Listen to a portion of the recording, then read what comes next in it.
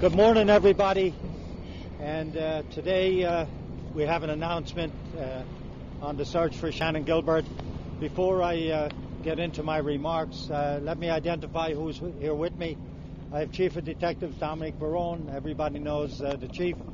I have Inspector Stu Cameron, the commander of the search operation, who is assisted by Deputy Inspector Hal Jansen of the Marine Bureau. And I have Detective Lieutenant Gerald Polkowski, the commanding officer of the Homicide Squad. After an exhaustive, methodical, massive search, we have this day at approximately 9:14 a.m. located a set of skeletal remains we believe at this time to belong to the missing Shannon Gilbert. Of course, we will not know for sure if it's Shannon until the medical examiner confirms whether the remains belong to her. The cause of death, of course, is also unknown till the medical examiner does the examination and process of the remains.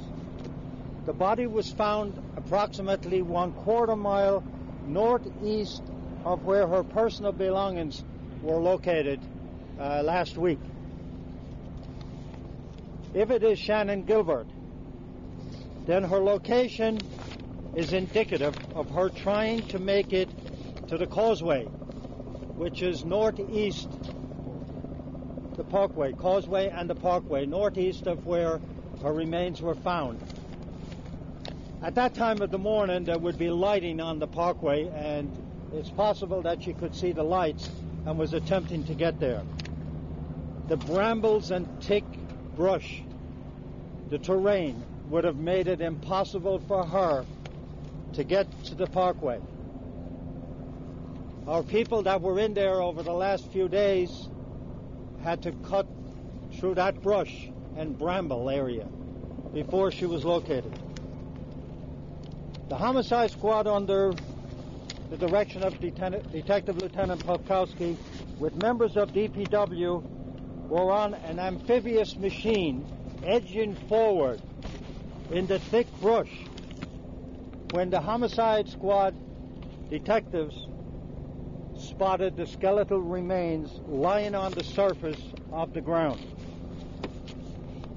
I should mention that we, last week and yesterday, we drained areas adjacent to where the skeletal remains were found.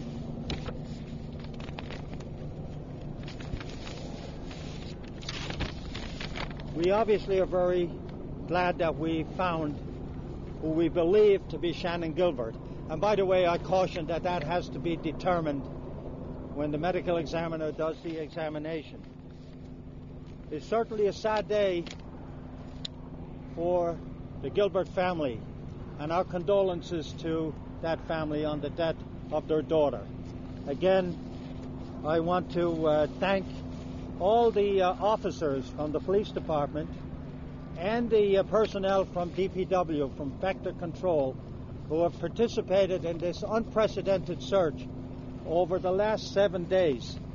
We've expended over 70 hours in the search for Shannon. The chief of detectives and I took a walk through the area just a few minutes ago. I had a tough time, even when they had cut down the brambles and the brush, to walk into that area. It is very, very tough, desolate, tangled mess. There's no way that Shannon Gilbert could have got through that brush to make it to the parkway. We're open to questions, a few questions. Hopefully I can answer them. If I can't, I will certainly let you know. Yes? Commissioner, you say you're waiting for final confirmation of the medical examiner. In the past, it's been fairly easy to rule Shannon out because of the lack of the plate in the jaw from these other skeletons. Have you detected any kind of plate in her jaw at this point? We haven't, in any way, touched the body, turned it over. That's going to be for the forensic people. That takes time. They'll be out here during the rest of the day. Again, I caution everybody that we're, considering this a crime scene. As far as we're concerned, it's a crime scene. We're going to manage it like that, so the medical examiner will be taking care of the process along with the forensic people. Commissioner, the fact that area already searched, how did that happen? No, that area was not searched as thoroughly as we searched it with the machines that we had in there, with cutting down the brambles and the brush. It appeared at first when they searched that there's no way anybody could get in there. And I'm sure that some of you have been into the area. You know exactly what I'm saying. Yes. How did you miss this body, Mrs. Shannon? It's very easy to miss the skeletal remains in that area. Again, the media and the public should know that this is a very tough, brambled area, difficult to traverse. You can't walk through that area. The canine officer could not walk through that area. We had to cut down the vegetation, which was very thick and heavy, before they found it. By the way, we went in with the idea that we were going to do this one last time to see if we could find anything, and we did. Commissioner, your thoughts on what's happening 1 year to the day that the fourth body was found along the Ocean Parkway, the day the case broke open. What are your thoughts on that? Well, that this morning when I was notified and I noted the date, it was coincidental, and certainly I don't know if that's a signal that maybe we'll get a break in the other cases. So certainly we noted the date. Commissioner, the way the body was found, that makes you think anything different than what you said last week, that you think she accidentally stumbled in there and drowned? Is there anything about the way the body looks or was found that makes you question it? No, we're not changing our theory at this time. It appears that she was heading towards the parkway, towards the lighting on the causeway. And so that would lend to our theory that she was trying to get out of the area. Was any clothing or personal effects found with her body?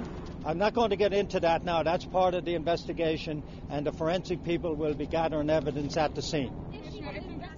Towards the Ocean Parkway where she may have seen the light, how far was that? How far do you think she was traveling through that marshland?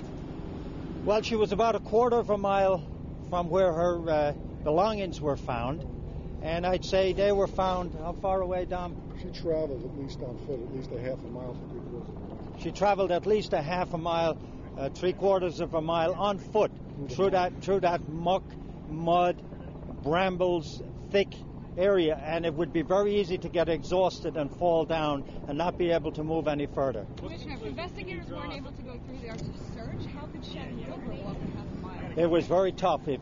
When you get a chance to look at that area, you will wonder how anybody could walk through that area. Certainly if somebody is, disoriented and, anxious, and they were running, and certainly that would take a toll on you. Why weren't the reeds cut down a year ago, Commissioner? Why weren't the reeds cut down a year ago? Why didn't you bring in all this equipment a year ago? Well, it wasn't. We didn't think it was necessary, and also that area was full of water. In fact, if you walk in there now, you will sink into the water. It has been drained, and so that made it easier to get into the area. Well, then how was she able to run so far into the area? Well, she was near the marshy area was near the brambled area where she was found. So she ran through the marshy area and then into the brambles and the edge of the brambles and the thick underbrush. And so she didn't get very far into the underbrush. And relative to your theory, why would she have been she was running for her life and she dropped that person and just, throw it in and killed her there and something left there?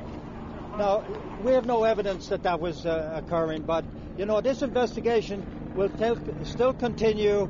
The medical examiner will give us the report sometime in the future. Thank you very much, everybody. Okay.